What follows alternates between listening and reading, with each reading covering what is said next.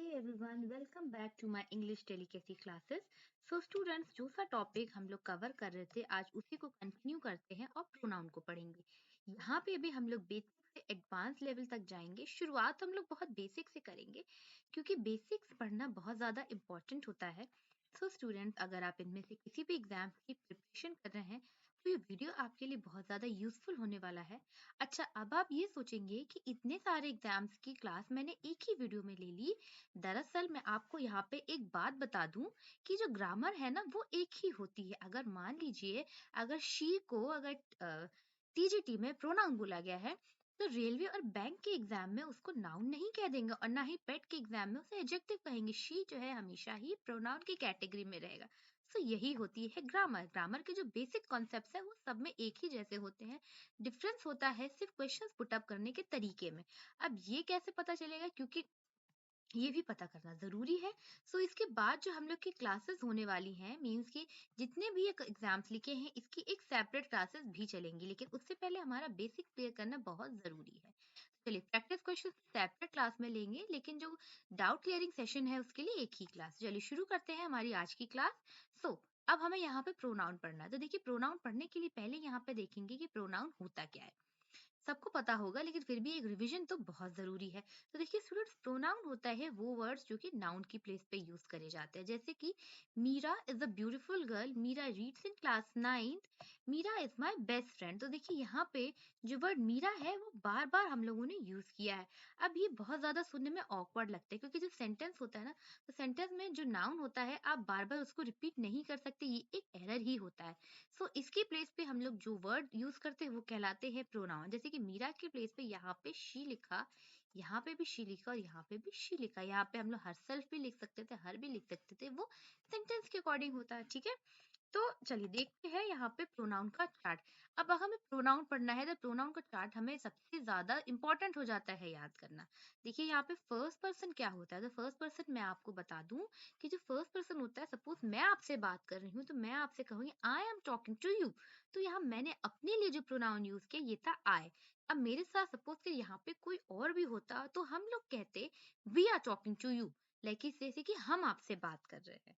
ठीक है, तो ये जो जो प्रोनाउन मैं अपने लिए यूज करूंगी, मीन्स कि जो प्रोनाउन आप अपने लिए यूज करेंगे वो कहलाते हैं फर्स्ट पर्सन।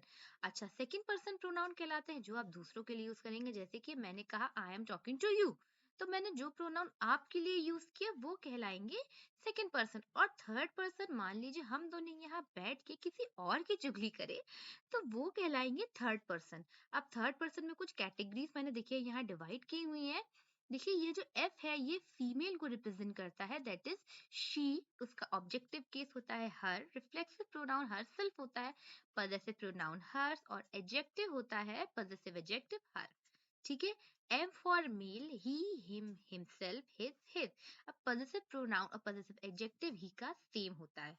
अब उसी तरीके से न्यूटर एन जो है ये न्यूटर जेंडर को बताता है। स्टूडेंट्स, न्यूटर जेंडर वो होते हैं जो कि नॉन लिविंग होते हैं या लाइफलेस होते हैं, या फिर वो जो कि मेल और फीमेल की कैटेगरी में नहीं आ सकते। लाइक जैसे कि अगर कोई बहुत छोटा बेबी है जिसके जेंडर से हमें कोई मतलब नहीं है, बहुत छोटा न्यूबॉर्न बेबी आप कह सकते हैं, तो उसे आप कहेंगे न्यूटर जेंडर। ठीक, इट जो है एनिमल्स के लिए भी यूज होता है और थिंग्स के लिए भी यूज होता है। ठीक है, और जनरल सेंस में इट जब कोई भी सब्जेक्ट क्लियर ना हो तो वहां पे भी यूज होता है।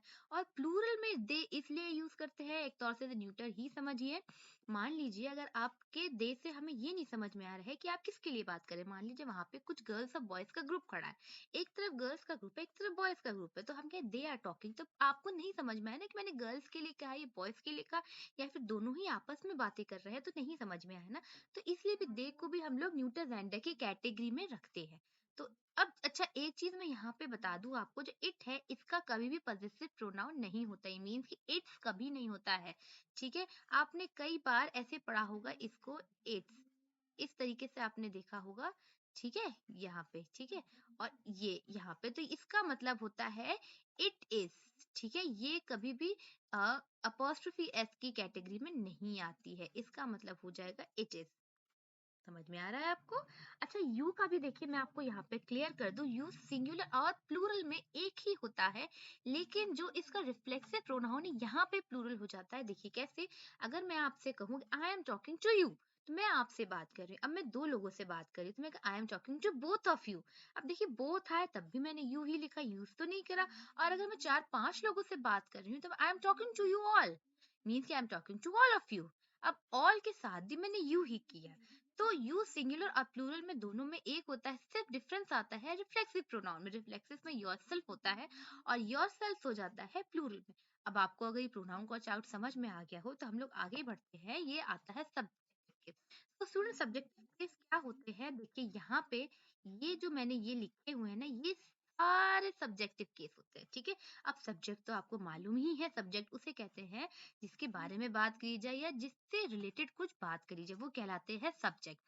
अब ऑब्जेक्ट क्या होते हैं, ऑब्जेक्ट आप समझ लीजिए सब्जेक्ट की जो वर्क है उसका इफेक्ट जिससे पड़े वो ऑब्जेक्ट कहलाते हैं। मींस कि कर्ता के कर्म का प्रभाव जिससे पड़ता है वो कहलाता है ऑब्जेक्ट। थोड़ा हिंदी हो गया, लेकिन हिंदी में भी बताना बहुत जरूरी है क्योंकि मैं जानती हूँ कि बहुत सारे स्टूडेंट्स थोड़ा सा हिंदी में अच्छे से समझ में जाते हैं। देखिए हिंदी हमारी मदर टंग है, तो so we should not underestimate the Hindi language, ठीक है। चलिए, अब यहाँ पे देखते हैं, it is I who made this mini house. अब ये रूल क्या कहता है, जो बी की फॉर्म है, बी की फॉर्म कौन कौन से, देखिए is, am, are, was, were, be, been, being.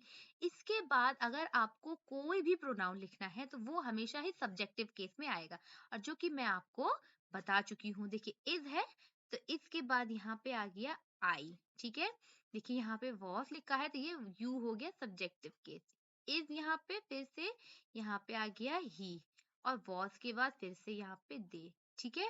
अच्छा हाँ, इसकी एक चीज मैं आपको और बता दूं, जहां पे मैं एक सेंटेंस लिखती हूँ, देखिए it is I who dash writing. देखिए यहाँ पे मैंने लिखा। अब यहाँ पे देखिए हु क्या है, हु एक रिलेटिव प्रोनाउन है। अब रिलेटिव प्रोनाउन क्यों है ये मैं आपको आगे बताऊंगी, अभी के लिए फिलहाल आप इतना समझिए कि ये हु एक रिलेटिव प्रोनाउन। और हु से पहले जो भी नाउन और प्रोनाउन है, ध्यान रखिए कि मैं वर्ब की बात नहीं कर रही, मैं नाउन या फिर प्रोनाउन की बात कर रही हूँ। यहाँ पे हम लोग रमेश भी लिख सकते थे, लेकिन यहाँ पे एक प्रोनाउन लिखा है तो इसको नाउन और प्रोनाउन की कैटेगरी में ही रहेगा, तो इसे कहते हैं एंटीसीडेंट। हु से पहले जो आए एंटीसीडेंट कहते हैं। अच्छा, अब हु के बाद जो वर्ब आएगी, देखिए वर्ब हमेशा एंटीसीडेंट के अकॉर्डिंग लगती है, ठीक है। तो अब यहाँ पे आई है तो आई के साथ क्या लिखेंगे हम लोग, आई के साथ लिखते हैं एम। तो the right answer will B it is I who am writing. ये आपको ध्यान रखना है, सुनने में थोड़ा सा अटपटा लग सकता है लेकिन रूल ग्रामर का यही कहता है, जो हु के पहले सब्जेक्ट आता है उसी के अकॉर्डिंग वर्ब लिखी जाएगी। देखिए ही है तो ही के अकॉर्डिंग यहाँ पे इज लिखा, दे है तो दे के अकॉर्डिंग यहाँ पे वर आया, ठीक है। चलिए अब नेक्स्ट देखते हैं ऑब्जेक्ट। ऑब्जेक्ट मैंने आपको अभी बताया कि सब्जेक्ट के वर्ब का जो इफेक्ट पड़ता है वो कहलाता है ऑब्जेक्ट, ठीक है। तो अब जो मेन वर्ब कहलाती is, am, are, was, were, be, been, being, have, had, do, does, did, ये जितनी भी वर्ब होती है मींस की प्राइमरी ऑक्सिलरी मॉडल ऑक्सिलरी को छोड़ के अगर कोई भी वर्ब आ रही है तो उसके बाद वर्ब लगेगी ऑब्जेक्टिव केस। देखिए गेव क्या है, मेन वर्ब है तो इसके बाद कौन सा केस आया, ऑब्जेक्टिव केस। स्कोल्डेड क्या है, वर्ब है तो इसके बाद भी हिम आया, ऑब्जेक्टिव केस। टोल्ड है तो इसके बाद भी देम, ऑब्जेक्टिव केस। एडवाइस्ड है तो इसके बाद भी हर, ऑब्जेक्टिव केस। तो यहाँ ये आपको ध्यान रखना है। अच्छा, जो ऑब्जेक्टिव केस है हम लोग ना सिर्फ मेन वर्ब के बाद यूज करते हैं बल्कि प्रपोजिशन के बाद भी यूज करते हैं। देखिए the father divided the money between, यहाँ पे जरा टाइपिंग मास्टर ने थोड़ा सा मिस्टेक कर दी है, कोई नहीं मैं यहाँ लिख देती हूँ। The father divided the money between you and me. अब ये बिटवीन क्या है, ये एक प्रोनाउन है, सॉरी प्रेपोजिशन है। और प्रेपोजिशन के बाद यू देके हमें मालूम है ऑब्जेक्ट में भी यू रहता है सब्जेक्ट में भी यू रहता है, ये तो करेक्ट है। और यहाँ पे एंड से जुड़ा है तो एंड से जुड़े वाले, ये ध्यान रखना है एंड से अगर कोई भी प्रोनाउन जुड़े हैं तो वो सेम होने चाहिए। मींस कि अगर वो रिफ्लेक्सिव केस में है तो दोनों ही रिफ्लेक्सिव में होने चाहिए, अगर दोनों ऑब्जेक्टिव केस में है तो दोनों ही ऑब्जेक्टिव होना चाहिए, अगर दोनों सब्जेक्टिव में है तो दोनों ही सब्जेक्टिव होने चाहिए। अब यहाँ पे दोनों ही ऑब्जेक्टिव होंगे क्योंकि ये प्रेपोजिशन के बाद आ रहे हैं। Do not laugh at him. अब एट क्या है, ये एक प्रेपोजिशन है, उसके बाद देखिए ऑब्जेक्टिव केस आया, ठीक है। फॉर क्या है, ए भी एक प्रेपोजिशन है तो इसके बाद भी ऑब्जेक्टिव केस, यहाँ पे भी देखिए ऑब्जेक्टिव केस। तो ये आपको यहाँ पे ये ध्यान रखना है स्टूडेंट कि मेन वर्ब देखिए बहुत इजी है। बस इतना याद रखिए कि मेन वर्ब और प्रेपोजिशन के बाद हमेशा ही ऑब्जेक्टिव केस आएंगे। और is am are was were, देखिए is am are was were main verb की तरह काम करती है, तो आप इसको ऐसे याद रखिए कि बी की जितनी भी फॉर्म्स है उसके बाद हमेशा सब्जेक्टिव केस आएंगे। कैसे करना है? बी की फॉर्म्स के बाद आएंगे सब्जेक्टिव केस और प्रेपोजिशन, और मेन वर्ब के बाद आएंगे ऑब्जेक्टिव केस। तो ये आपको याद हो गया होगा। ये एक और एग्जांपल देखते हैं, लेकिन ये थोड़े से ट्विस्ट के साथ देखते हैं। बट, अब देखिए बट क्या है? बट प्रेपोजिशन और कंजंक्शन दोनों की ही तरह काम करता है। लेकिन अब हमें कैसे पता चलेगा कि ये कहाँ प्रेपोजिशन है और ये कहाँ पे कंजंक्शन है? देखिए अब इसको समझते हैं। Everyone went to the picnic but me. अब इसकी ध्यान दीजिएगा, जब ये ऑब्जेक्टिव केस की तरह काम करता है तो यहाँ पे बट का मतलब होता है सिवाय, मीन एक्सेप्ट। तो इसको अगर हम लिखते हैं everyone went to the picnic except me, कि सब लोग पिकनिक पे चले गए सिर्फ मेरे अलावा। ठीक है। I ate all the dessert but rice pudding, कि मैंने सारे डेजर्ट खा लिए सिवाय राइस पुडिंग के। तो यहाँ बट को अगर हमें एक्सेप्ट भी लिखते तो वो करेक्ट होता। लेकिन यहाँ पे देखिए, Reena is beautiful but she is dumb, कि रीना ब्यूटीफुल तो है बट वो डम है। अब यहाँ पे देखिए, बट के बाद क्या आपको एक और वर्ब और कोई सब्जेक्ट दिख रहा है? नहीं ना। यहाँ पे भी बट के बाद कोई भी वर्ब और सब्जेक्ट नहीं है, लेकिन यहाँ पे बट के बाद एक मेन वर्ब आ गई और एक, सॉरी, एक सब्जेक्ट आ गया और एक यहाँ पे आ गया हेल्पिंग वर्ब। देखिए, I want to go to higher study Mumbai for higher study but I have to look after my ailing mother. देखिए बट के बाद अगर कोई दूसरी क्लॉज बन रही है ना, ये आप ध्यान रखिए, अगर कोई दूसरी क्लॉज बन रही है मीन्स एक वर्ब आ रही है, एक सब्जेक्ट आ रहा है, इस तरीके से कोई एक सेंटेंस बन रहा है, तो फिर बट वहां एज अ कंजंक्शन काम कर रही है। और जब बट वहां कंजंक्शन काम कर रही है तो फिर उसके बाद रहेगा सब्जेक्टिव केस। लेकिन यहाँ बट के बाद देखिए मी है, कोई और वर्ब तो नहीं है, है ना? बट के बाद कोई और वर्ब तो नहीं है, तो फिर यहाँ पे बट है एक प्रेपोजिशन की तरह काम कर रहा है। और जब बट प्रेपोजिशन की तरह काम करे तो आपको याद रखना है उसके बाद बट के बाद ऑब्जेक्टिव केस आता है। इजी मेथड इसका सबसे ये है कि अगर बट कंजंक्शन है तो उसके बाद एक वर्ब और एक सब्जेक्ट मिलेगा, मीन्स कि उसके बाद एक क्लॉज बन जाएगी, एक अलग ही सेंटेंस बन जाएगा। और अगर वो कंजंक्शन है तो फिर वो कोई भी नया सेंटेंस नहीं बनेगा। अब चलिए, इसको इतना हम लोग ने पढ़ लिया है, अब इसको हम लोग आंसर देखते हैं, इसके टेस्ट देखते हैं। चलिए, it is her who has not contributed any single penny. Penny कहते हैं अमाउंट को, मीन्स आप गिन्नी कह सकते हैं, सिक्के कह सकते हैं, कि ये वो थी जिसने 1 रुपया भी नहीं दिया, कंट्रीब्यूट नहीं किया। अब देखिए ये क्या है? बी की फॉर्म है ना, इज। तो अब यहाँ पे क्या है? हर। तो यहाँ पे हर नहीं होगा, राइट आंसर क्या होगा? शी। It is she. क्या बताया था मैंने कि बी की फॉर्म के बाद हमेशा ही सब्जेक्टिव केस लगते हैं। Let you and I go to the park. अब देखिए लेट क्या है? लेट के बाद हमेशा ही ऑब्जेक्टिव केस रखते हैं, याद रखना है, लेट के बाद हमेशा ऑब्जेक्टिव केस ही रहते हैं। Everyone went to the wedding reception but she, सब लोग वेडिंग रिसेप्शन पे गए सिवाय उसके। अब देखिए बट है, यहाँ बट के बाद क्या कोई क्लॉज बन रही है? क्या कोई नया सेंटेंस बन रहा है? या फिर कोई दूसरी वर्ब दी है? कुछ भी नहीं दिया है। तो इट मीन्स कि यहाँ पे जब बट है वो एज अ कंजंक्शन की तरह काम कर रहा है ना। तो जब ये कंजंक्शन की तरह काम कर रहा है तो फिर यहाँ पे शी नहीं रहेगा, यहाँ पे हो जाएगा हर। नेक्स्ट क्वेश्चन देखते हैं। Ram wants to live a happy life but him does not want to do any hard work। जब देखिए पहले सेंटेंस में क्या कह रहा है? राम खुशहाल जीवन तो जीना चाहता है लेकिन वो कोई भी मेहनत नहीं करना चाहता। अब अगर यहाँ से हम बट हटा दें तो ये एक क्लॉज बन रही है, him does not want to do any hard work. तो जब ये क्लॉज बन रही है दैट मीन्स कि ये किसकी तरह काम कर रहा है? एक कंजंक्शन की तरह। अच्छा, उस वहां पे मैंने कंजंक्शन लिख दिया था, ये कंजंक्शन नहीं होगा, ये प्रेपोजिशन होगा। बोला मैंने सही था, थोड़ा सा मिस्टेक हो जाता है, कोई बात नहीं, सबसे होती रहती है। तो ये कंजंक्शन है क्योंकि इसके बाद एक क्लॉज बन रही है। तो जब क्लॉज बन रही है तो फिर यहाँ पे क्या होना चाहिए? क्लॉज बन रही है तो बट के बाद क्या आना चाहिए? आना चाहिए सब्जेक्टिव केस, ये होगा ही। The right answer will be Ram wants to live happy life but he doesn't want to do any hard work। Next देखते हैं क्या सेंटेंस है। My mother gifted my a computer on my birthday, कि मेरी grand mother ने मुझे एक computer दिया। तो देखिए गिफ्टेड क्या है? एक मेन वर्ब है और मेन वर्ब के बाद हम लोग ने पढ़ा है हमेशा से क्या आता है? एक objective case. So the right answer will be my mother gifted me, sorry, my grand mother gifted me a computer on my birthday. Next देखते हैं। दे invited Sushma and I for the party. अब देखिए इनवाइटेड है, invited क्या है, एक main verb है। अब ये तो चलो नाम आ गया तो ठीक है, लेकिन यहाँ पे क्या होगा, यहाँ पे होगा me, Sushma and me for the party, ये ऑब्जेक्टिव केस हो जाएगा।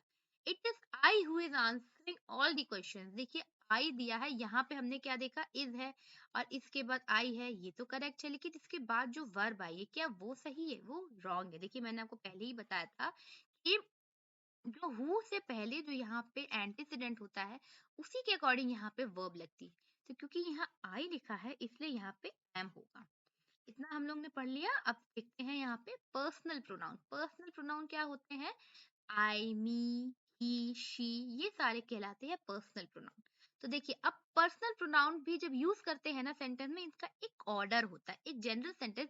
जनरल सेंटेंस आप कह सकते हैं, आप कोई नॉर्मली कोई बात कर रहे हैं, किसी से कुछ कह रहे हैं, किसी को अपनी कोई बात बता रहे हो, तो यहाँ पे दो तीन प्रोनाउन जब एक साथ आ जाए ना, मीन्स की सेकंड थर्ड फर्स्ट पर्सन के प्रोनाउन जब एक साथ आ जाए, तो उसको किस ऑर्डर में लिखना है, इससे रिलेटेड एरर बहुत आते हैं आपके एग्जाम्स में। तो इसको आपको याद रखना है, जब सेंटेंस को जनरल सेंटेंस, तो आपको 231 का नंबर याद रखना है, दैट मीन्स 231। 2 मीन्स हो जाता है सेकंड पर्सन, ठीक है, 3 मीन्स हो जाता है थर्ड पर्सन और आई मीन्स हो जाता है फर्स्ट पर्सन, ठीक है। तो अच्छा इसका एक रीजन भी है स्टूडेंट्स कि आप यहाँ पे 231 के ऑर्डर को क्यों करते हैं। देखिए इंग्लिश लैंग्वेज जो होती है ना, कर्टेसी के लिए जानी जाती है। अब इंग्लिश लैंग्वेज आई कहाँ से, इंग्लैंड से आई है। और इंग्लैंड में अगर आप हिस्ट्री पढ़ेंगे इंग्लिश की, तो आपको पता चलेगा कि पहले लैटिन और फ्रेंच लैंग्वेज बोली जाती थी। इंग्लिश लैंग्वेज तो केवल इंग्लैंड में बोली जाती थी, वो भी चौसर के टाइम से, जब चौसर ने इंग्लिश को ज्यादा से ज्यादा यूज किया, ठीक है, तो उनके टाइम से इंग्लिश आना शुरू हुई। अब चौसर का टाइम क्या था कि एक किंग व क्वींस का टाइम था। अब आपने कभी किसी क्वीन को, या कोई बहुत ही ज्यादा रिच पर्सन है, आप कहते कोई सोफिस्टिकेटेड है, और उसके सामने गेस्ट आए हो, गेस्ट के सामने कुछ अच्छी अच्छी डिशेस रखी हो, तो क्या कभी आपने ऐसे को उठा के सोचा है कि खुद खा लिया पहले, ऐसे तो आप नहीं करते। तो उसी तरीके से जो किंगली मैनर्स होते हैं ना, वो हमेशा दूसरे को प्रेफर करते हैं जनरल सेंस में, उसके बाद वो थर्ड पर्सन को प्रेफर करते हैं, फिर वो अपने आप को प्रेफर करते हैं, ठीक है। तो ये आपको ध्यान रखना है, 231 का ऑर्डर आपको ध्यान रखना है। अगर कोई भी जनरल सेंटेंस है, कोई भी कंप्लेन नहीं है, कोई भी नेगेटिविटी नहीं है, तो 231 दैट मीन्स 231 का नंबर आपको याद रखना है। देखिए you, he and I went to the market. अब देखिए यू नहीं है तो फिर ही एंड आई हो जाएगा, ठीक है। अगर टू में टू नहीं है तो 3 1 हो जाएगा, 3 नहीं तो 2 1 हो जाएगा, लेकिन ऑर्डर यही फॉलो होगा। लेकिन अगर किसी सेंटेंस में कोई गलती है, कोई नेगेटिव थॉट्स हैं, या कोई मिस्टेक को एडमिट की जा रही, किया जा रहा है, या फिर किसी भी तरीके की नेगेटिव बात हो रही है, तो फिर वहां पे ऑर्डर क्या रहेगा, 1 2 3 मीन्स 131, 123 का ऑर्डर क्यों रहेगा। अब भाई मैंने बताया ना कर्टेसी, तो कर्टेसी क्या कहती है कि किंगली कर्टेसी होती है कि जब उनसे कोई मिस्टेक होती है तो पहले ब्लेम वो खुद पे लेते हैं, उसके बाद ब्लेम वो क्या करते हैं जो उनके साथ होता है मीन्स कि सेकंड पर्सन को देते हैं, और उसके बाद अगर उन्हें लगा तो वो थर्ड पर्सन को देते हैं। इसको एक अगर हम आप ही की डेली लैंग्वेज से समझे, तो मान लीजिए आपके टीचर ने क्या किया, आपको क्लास के बाहर निकाल दिया। अब आपने सोचा कि यार मैं क्यों पनिशमेंट में खड़ा हूँ, मैं तो उससे बात, चलो उसका भी फंसाया जाए। तो आपने क्या किया, मैम से कहा मैम वो भी बातें कर रहा था, उसने मुझे कहा था। अब मैम ने उसका भी पनिशमेंट में खड़ा कर दिया, आप लोग बाहर दोनों पनिशमेंट में हैं, और आपने सोचा यार हम दोनों बाहर थे, ये दो बाकी के जो बैठे ये क्यों आए। तो आपने उन लोग को भी किसी न किसी से तरीके से फंसा दिया और उनका भी अपने साथ पनिशमेंट में ले आए। सो यही होता है 1 2 3 का ऑर्डर। पहले आपको रखना है वन, उसके बाद मीन्स की फर्स्ट पर्सन, देन आपको सेकंड पर्सन यूज करना है, और उसके बाद आपको यूज करना है थर्ड पर्सन। तो ये सेंटेंस जो है, हाँ एक चीज आपके मन में आ रहा होगा, आई यू एंड ही को हम लोग वी कर सकते हैं, बिल्कुल कर सकते हैं, वी आर गिल्टी भी लिख सकते हैं, ठीक है। You and he spoil the cake में दे भी लिख सकते हैं, बिल्कुल कर सकते हैं। अच्छा आई एंड यू को वी भी कर सकते हैं, वी आर रिस्पॉन्सिबल, बिल्कुल कर सकते हैं, लेकिन अगर हम यहाँ पे प्रोनाउन भी ऐसे यूज कर सकते हैं तो ये भी रॉन्ग नहीं होगा, ठीक है। अच्छा अब यहाँ पे बात ये आ जाती है कि जब इस तरीके के दो तीन प्रोनाउन आ रहे हैं तो सब्जेक्टिव प्रोनाउन क्या होगा। अब देखिए मैं आपको एग्जाम्पल के थ्रू बताती हूँ। अगर लिखा है, जैसे मान लीजिए अगर लिखा है ही के साथ अगर फर्स्ट पर्सन है, ठीक है, तो फिर यहाँ पे होगा अवर, ध्यान रखना है। और यू के साथ अगर फर्स्ट पर्सन है तो भी अवर होगा, मीन्स कि पहली डोमिनेंसी आई की होगी। अगर आई लिखा है, चाहे वो ही के साथ हो या यू के साथ हो, अगर यू लिखा हुआ है तो फिर वहां पे होगा अवर, ठीक है। और अगर आई नहीं है, मीन्स कि अगर यू एंड ही लिखा है, तो फिर डोमिनेंसी रहेगी यू की, दैट मीन्स योर। ध्यान रखना है, अगर दो प्रोनाउन एक साथ आ रहे हैं, उन दोनों में से अगर एक प्रोनाउन आई है, तो फिर यहाँ पे जो सब्जेक्टिव प्रोनाउन, ये जो पजेसिव प्रोनाउन होगा, ये होगा अवर होगा, ठीक है। और मीन्स की सॉरी पजेसिव एडजेक्टिव, ये अवर होगा, ठीक। और अगर आई नहीं है तो फिर योर होगा। I hope you all are getting my point. So now let us take some test. देखिए, I, you and he are going to play cricket. ये जनरल सेंटेंस है। अब मैंने आपको बताया था 231 का ऑर्डर, तो 231 में क्या होगा, पहले होगा you, हम लोग लिखेंगे 2, 231 2 3 and that 1, इस तरीके से हम लोग लिखेंगे ना, तो ये तो गलत होगा। तो the right answer will B you, he and I are going to play cricket. We and you were absent. हम दोनों एबसेंट थे, तो क्या ऑर्डर रहेगा, 2 3 1। Right answer will B you and we were absent। जब जो यहाँ पे वर्ब प्लूरल ही रहेगी, क्योंकि ये दो की बात हो रही है। You sorry I, he and you is to blame. अब देखिए यहाँ पे क्या है, 1 है, 3 है और 2 है। अब क्या इसको इसी तरीके से करेंगे, इसको तो गलत हो जाएगा, तो यहाँ पे होगा I, you and he are to blame. देखिए यहाँ पे दो एरर थे स्टूडेंट्स, एक तो इसको हम लोग ने आर किया और फिर प्रोनाउन के ऑर्डर को भी सुधारा। नेक्स्ट देखते हैं, you and my self will enjoy the party. अब देखिए यहाँ पे एंड है, और ये क्या है, यू सब्जेक्टिव केस और ये रिफ्लेक्सिव केस है, तो ये तो रॉन्ग हो जाएगा। मैंने आपको बताया था एंड से जब भी दो प्रोनाउन है, अगर दोनों सब्जेक्टिव केस है तो दोनों ही सब्जेक्टिव होंगे, दोनों रिफ्लेक्सिव है तो दोनों ही रिफ्लेक्सिव होंगे, अगर दोनों ही ऑब्जेक्टिव है तो दोनों ही ऑब्जेक्टिव होंगे, एक सब्जेक्टिव और एक रिफ्लेक्सिव नहीं होगा। तो the right answer will B you and I will enjoy the party. He and I ruined everything. देखिए यहाँ पे क्या है, एक नेगेटिव सेंस है, और जब नेगेटिव सेंस की बात होती है तो फिर होगा I and he ruined everything। ruin means होता है सब कुछ बर्बाद करना, तो ये नेगेशन ही हो गया। I and you are going to your grandmother। देखिए मैंने बताया था ना कि जब दो प्रोनाउन होते हैं तो उसके साथ जो एडजेक्टिव आता है वो क्या होता है, आई के। अगर देखिए अगर आई लिखा है, अगर आई लिखा है तो फिर वहां पे होगा अवर, और अगर आई की प्लेस पे यू है तो फिर वहां पे योर हो जाता है। तो right answer will be I and you are going to our grand mother house, ठीक है। यहाँ पे ग्रैंड मदर नहीं लिखा था, यहाँ पे to our grand mother's house हो जाएगा। टाइपिंग वाले भैया ने थोड़ी सी एरर कर दी है, कोई नहीं, मैम ने तो आपको बता दिया। He and I have eaten his meal. देखिए ही है और ही के साथ यहाँ पे फिर से आई है, तो जब अगर आई है तो फिर यहाँ पे हिज नहीं होगा, यहाँ पे क्या होगा, अब तो याद ही हो गया होगा आपको, आपको कोई बात ही नहीं होती एरर की, यहाँ पे होगा our. He and you have finished our work. अब देखिए यहाँ पे यू है, आई नहीं है ना, जब यू हो तो फिर होगा योर। देखिए अगर आई लिखा है तब तो अवर हो जाएगा, और अगर यू है तो फिर योर होगा। He and you have finished your work.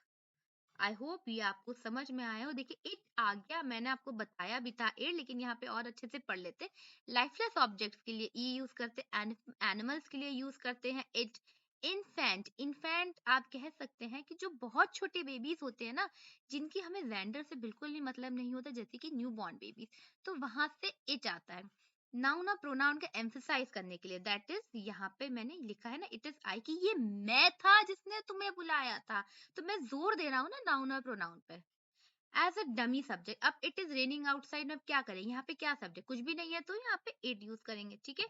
चलिए देखते हैं, here is your dress please take it. Here is a book, अब ये क्या है, बुक नॉन लिविंग थिंग है, तो दिस नहीं आएगा। The right answer will be here is a book please take it. I have a pet dog, he is very gentle and polite.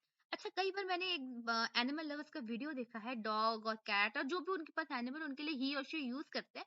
ये अब ही और शी अब स्पोकन इंग्लिश में तो यूज कर सकते हैं, लेकिन जब बात आती है रिटन इंग्लिश की, मीन्स की प्रैक्टिकल ग्रामर की, तो फिर वहां पे ही नहीं होता है। डॉग, पेट डॉग्स के लिए मीन्स पेट एनिमल्स के लिए, एनिमल्स ही हो उसके लिए यूज होगा it. So the right answer will be I have a pet dog, it is very gentle and polite.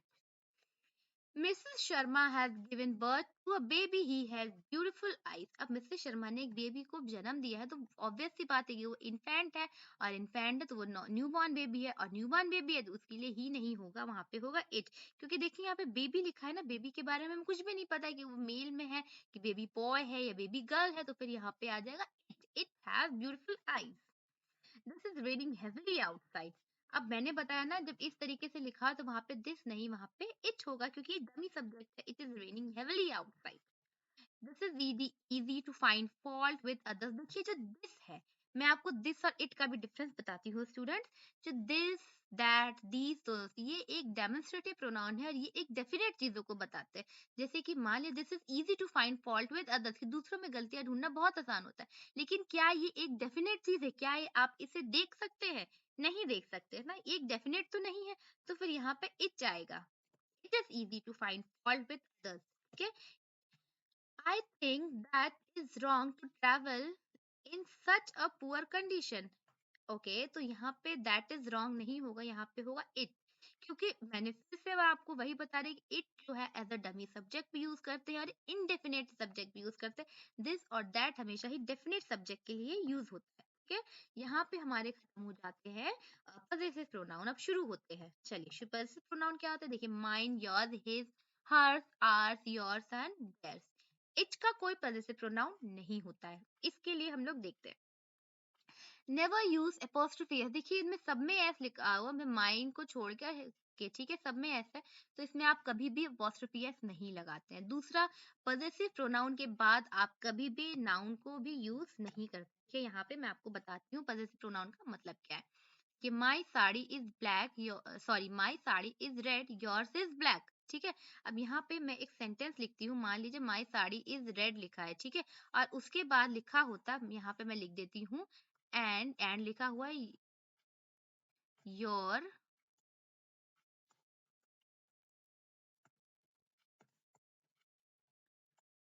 Sari is black, कि मेरी साड़ी रेड है, तुम्हारी साड़ी ब्लैक है। तो जो माई साड़ी, देखिए माई साड़ी और यहाँ पे भी साड़ी, साड़ी वर्ड बार बार रिपीट हो रहा है, रिपीट हो रहा है। तब माई साड़ी को हम लोग रिप्लेस कर देंगे योर्स से। ठीक है, तो फिर right answer will be my sari is red and yours is black. अब यहाँ पे जो योर्स है, योर्स का मतलब भी हो गया योर साड़ी। ठीक है, योर्स का मतलब भी हो गया योर साड़ी। तो पजेसिव प्रोनाउन हमेशा अपने में एक एडजेक्टिव और एक नाउन को लेके चलता है, इसलिए इसके साथ आप कभी भी नाउन नहीं लिखेंगे। ये एरर इसमें आता है पेपर में। ठीक है, देखिए, I like your dress but my is not so nice. देखिए यही डिफरेंस मैंने आपको बताया था। माई क्या होता है? एक पॉजिटिव एडजेक्टिव होता है। मुझे तुम्हारी ड्रेस बहुत अच्छी लगी लेकिन मेरी इतनी अच्छी नहीं है। आई लाइक योर, तुम्हारी ड्रेस तो मुझे बहुत अच्छी लगी और मेरी इतनी अच्छी नहीं है। अब आपकी क्या इतनी अच्छी नहीं? ड्रेस नहीं अच्छी है आपकी, शूज नहीं अच्छे हैं आपके, हेयर नहीं अच्छे, क्या नहीं अच्छे? तो ये तो आपको नहीं समझ में ना। आपका कहने का क्या मतलब है कि मेरी ड्रेस इतनी अच्छी नहीं है, तो फिर हम यहाँ पे या तो कर देंगे माई ड्रेस कर देंगे या फिर हो जाएगा माइन। देखिए लिखा है ना I like your dress, but अगर हम इसको करते बट माइन ड्रेस, ठीक है, तो ये भी एक करेक्ट होता, क्योंकि माइन का मतलब ही हो गया माइन ड्रेस, माई ड्रेस। ठीक है, ours is the best country. अब आप मुझे बताइए कि ये क्या ये सेंटेंस करेक्ट है? Ours is the best country. जी हाँ, ये बिल्कुल करेक्ट है, क्योंकि यहाँ पे ऑथर क्या कहना चाह रहा था? आवर कंट्री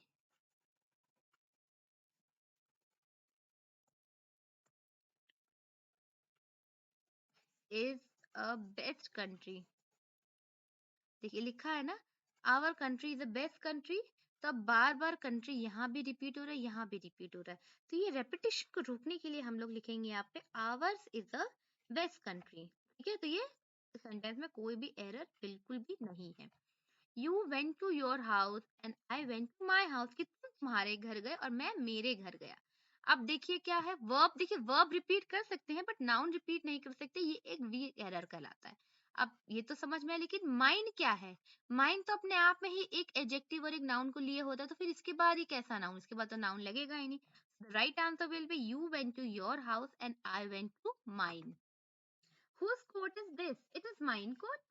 ये किसका कोट है? मैंने कहा ये मेरा कोट है। अब देखिए फिर से वही एरर है, पजेसिव प्रोनाउन के साथ नाउन लग गया, गलत हो जाएगा। तो राइट आंसर विल बी, या तो आप लिख सकते हैं इट इज माइन, वो भी करेक्ट है, या फिर इट इज माई कोट। देखिए क्योंकि माइन का मतलब ही एक एडजेक्टिव और एक नाउन होता है। हुज कोट इज दिस, कि किसका कोट है ये मेरा है। ठीक है, तो ये आपको ध्यान रखना है, पजेसिव प्रोनाउन जो होते हैं अपने आप में एडजेक्टिव और नाउन को लेकर चलते हैं। Your bike is red and my bike is black. अब ये सेंटेंस देखने में तो सही लग रहा है, कोई भी एरर नहीं है, लेकिन एक एरर है, हाँ वीक एरर है लेकिन है। देखिए बाइक वर्ड बार बार रिपीट हो रहा है, तो अब बार बार इस रेपिटेशन को हम रोकने के लिए क्या कर देंगे, माइन बाइक की जगह मैंने क्या बताया था, माइन। ठीक है, your bike is red and mine is black. My house is older than their. अब देयर क्या है, देयर तो एक एडजेक्टिव है, और एडजेक्टिव तो आपको मालूम ही है, जब भी कोई एडजेक्टिव लिखते हैं तो उसके बाद एक नाउन तो जरूर से जरूर आता है। तो यहाँ पे आपको कोई भी नाउन नहीं दिख रहा है, तो फिर यहाँ पे क्या होगा, एक पजेसिव प्रोनाउन होगी। मेरा हाउस उनके घर से पुराना है, तब बार बार हाउस तो हम लोग लिख नहीं सकते क्योंकि वो जाता है weak error. So the right answer will be my house is older than theirs। ठीक है, अब नेक्स्ट आता है डेमोन्स्ट्रेटिव एडजेक्टिव। देखिए डेमोन्स्ट्रेटिव एडजेक्टिव बहुत इजी है, बचपन में पढ़ते हैं, this that these those. This use करते हैं, मान लीजिए यहाँ पे ये एक बच्चा है, ये एक और है, ये एक और बच्चा है, ये एक और बच्चा है, और ये एक और बच्चा है। ठीक है, तो जब इस बच्चे के पास ये किताब थी तो इसने कहा दिस इज माई बुक। अब ये किताब इस बच्चे से दूर है तो उसने कह दिया दैट इज माई बुक। अब ये किताबें हैं, इस बच्चे के पास ये ढेर सारी किताबें हैं तो उसने कह दिया दीज आर बुक्स। और ये जो ढेर सारी किताबें हैं वो इस बच्चे से बहुत ज्यादा दूर है तो उसने कह दिया दो हजार बुक्स। तो जब कोई चीज पास में एक चीज है तो फिर वहां पे दिस होगा, और पास में अगर बहुत सारी चीजें हैं तो वो दीज हो जाएगा। उसी तरीके से अगर पास में दूर में कोई एक चीज है तो फिर दैट होगा, और दूर के लिए बहुत सारी चीजें हैं तो फिर वहां पे दोज हो जाएगा। वैसे तो ये एरर बहुत ही कॉमन है, इतना आता नहीं है इसलिए मैंने इसकी प्रैक्टिस नहीं की है, लेकिन अगर आ जाए तो बहुत ईजी है, आप लोग सॉल्व कर लेंगे। चलिए अब यहाँ पे देखते हैं डिस्ट्रीब्यूटिव प्रोनाउन। डिस्ट्रीब्यूटिव से मतलब है जो डिस्ट्रीब्यूट हो रहा है, जो डिस्ट्रीब्यूशन को बताए, वो कहलाता है डिस्ट्रीब्यूटिव प्रोनाउन। जो ईच वर्ड है, ईच का क्या मतलब, प्रत्येक। Each boy got his turn. देखिए ईच के बाद ईच ऑफ द करके अगर लिखा है, ठीक है, तब तो फिर वहां पे प्लूरल आएगा, और ईच के बाद ऐसे है जो वर्ब है वो क्या रहेगी, सिंगुलर रहेगी। ठीक है, मीन्स कि जो यहाँ पे एडजेक्टिव रहेगा सिंगुलर रहेगा। ठीक है, देयर नहीं हो जाएगा। Each of the 10 girls is beautiful. देखिए गर्ल्स है तो प्लूरल, लेकिन जो वर्ब है वो क्या है, सिंगुलर है। ईच ऑफ अस, देखिए ये प्लूसिव है तो प्लूरल, लेकिन जो वर्ब है वो यहाँ पे सिंगुलर है। अब देखिए वी ईच हैव कंप्लीटेड। अब यहाँ पे वी के बाद ईच लिखा है तो फिर यहाँ पे हमने हैव लिखा। ये आपको ध्यान रखना है, अगर ईच पहले है, ईच ऑफ दा करके लिखा हुआ है तो फिर वहां पे जो सब्जेक्ट है वो प्लूरल रहेगा, और वर्ब और प्रोनाउन सिंगुलर रहेंगे। लेकिन अगर ईच से पहले कुछ और भी लिखा है तो फिर उसके अकॉर्डिंग आप कर सकते हैं। देखिए अब नेक्स्ट है either.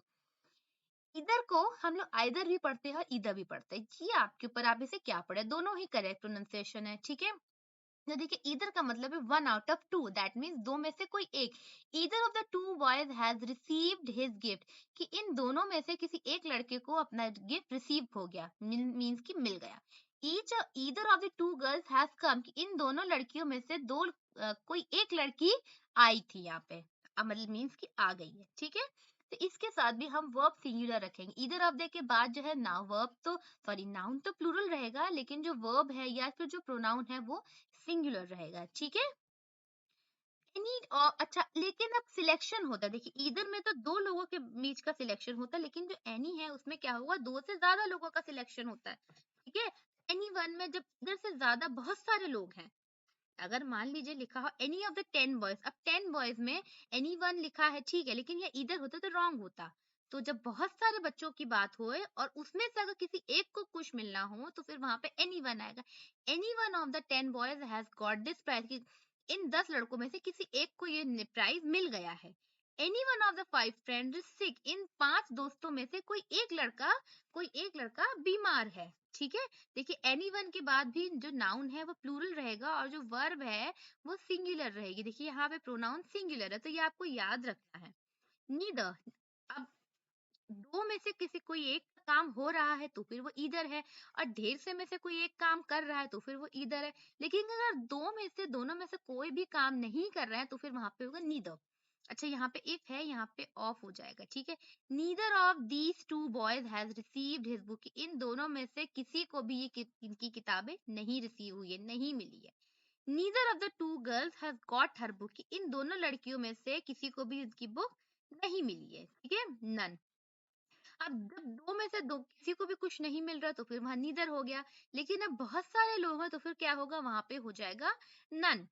Not any of not any of more than two. यहाँ पे भी सिंगुलर वर्ब और प्लूरल वर्ब यूज हो सकती है। अब यहाँ पे देखिए नन थोड़ा सा एक्सेप्शन में आ जाता है। अगर नन के बाद अगर नन के बाद यहाँ पे प्लूरल वर्ब है, ठीक है, मीन्स कि अगर प्लूरल सब्जेक्ट तो फिर वहां पे वर्ब या फिर जो प्रोनाउन है वो प्लूरल लिख सकते हैं। लेकिन अगर यहाँ पे काउंटेबल है और सिंगुलर है तो फिर वहां पे सिंगुलर रहेगा। ये नन का एक्सेप्शन होता है, ये आपको अच्छे से याद रखना है। चलिए अब एग्जाम्पल्स देखते हैं हम लोग भी। Each of the students get a prize. अब देखिए स्टूडेंट्स ये तो करेक्ट है, प्लूरल हो गया, लेकिन जो गेट है क्या वो करेक्ट है? ये रॉन्ग है। यहाँ पे हो gets a prize, singular verb. Either of the four candidates will win the race. अब देखिए चार कैंडिडेट्स की बात हो रही है और ईदर लिखा है, तो जब चार की बात हुई तो ईदर कैसे हो जाएगा? यहाँ पे हो जाएगा एनीवन। अच्छा ये आपको ध्यान रखना है, ये एनीवन स्पेस वाला आएगा, बिना स्पेस वाला नहीं। एक स्पेस वाला भी होता है और एक बिना स्पेस वाला भी होता है। बिना स्पेस वाला कौन सा है वो मैं आपको आगे बताऊंगी। अभी आपको ये याद रखना है कि यहाँ बिना स्पेस वाला रहेगा एनीवन, ठीक है। None of my legs are injured. अब देखिए ये हिडन मिस्टेक है, लेग्स है, लेग्स आपके पास दो ही है, चार तो पैर जानवरों के पास होते हैं और आप तो स्टूडेंट्स अच्छे भले इंसान है। तो फिर यहाँ पे जब दो पैर हैं आपके पास तो नन कैसे आ जाएगा? यहाँ पे होगा neither of my legs are injured. दोनों में से मेरा कोई भी पैरों में चोट नहीं लगी है। Each of the team members has given their new t-shirt। Team members ये तो प्लूरल करेक्ट है, यहाँ पे प्रोनाउन भी करेक्ट, सॉरी वर्ब भी करेक्ट है, लेकिन जो प्रोनाउन है ये यहाँ पे रॉन्ग है। यहाँ पे हो जाएगा his. Each of the new team members has given his new t-shirt। क्योंकि देखिए ईच के बाद मैंने आपको बताया था ना कि वर्ब और प्रोनाउन दोनों ही सिंगुलर होती है। नीदर में भी सिंगुलर ही होती है। नीदर ऑफ द 10 स्टूडेंट, जब 10 स्टूडेंट्स की बात हो रही है तो फिर नीदर कैसे आएगा? जब 10 की बात हो रही है तो फिर यहाँ पे आएगा नन। नेक्स्ट देखते, each of the girl has donated his pocket money. अभी तक हम लोग जितने भी पढ़ते आए थे ना उसमें मैस्कुलिन जेंडर के प्रोनाउन यूज हो रहे थे, क्योंकि वहां पे हमें जेंडर के बारे में नहीं पता था। अगर मान लीजिए अगर गर्ल को छोड़ के दे लिखा है, बॉय लिखा है, कुछ भी ऐसा लिखा है जिससे आपको नहीं पता चल रहा है, मीन्स कि आप इजिली अगर गर्ल नहीं लिखा है ना तो फिर आपको हिज लिखना है। लेकिन अगर यहाँ पे गर्ल्स लिखा है, ईच ऑफ द गर्ल्स होगा, ये तो एस लग जाएगा और यहाँ पे हिज नहीं होगा, यहाँ पे होगा ईच ऑफ द गर्ल्स। या मैं सही कर देती हूँ, has donated her pocket money. Everyone of the students were happy. Everyone मैंने वहां नहीं पता था, मैं एक्ट्रेस में उठा लिया है, तो everyone of the students were नहीं, यहाँ पे होगा was। ध्यान रखना है आपको, डिस्ट्रीब्यूटिव प्रोनाउन में हमेशा ही सिंगुलर वर्ब और प्लूरल सॉरी सिंगुलर वर्ब और प्रोनाउन यूज होता है। अभी के लिए इतना है, वीडियो थोड़ा लेंदी हो जा रहा है। नेक्स्ट पार्ट में मैं इसके बाकी के प्रोनाउन भी बताऊंगी। सो अगर ये वीडियो आपको पसंद आया हो तो वीडियो को लाइक और चैनल को सब्सक्राइब करना बिल्कुल भी ना भूले। Thank you for watching.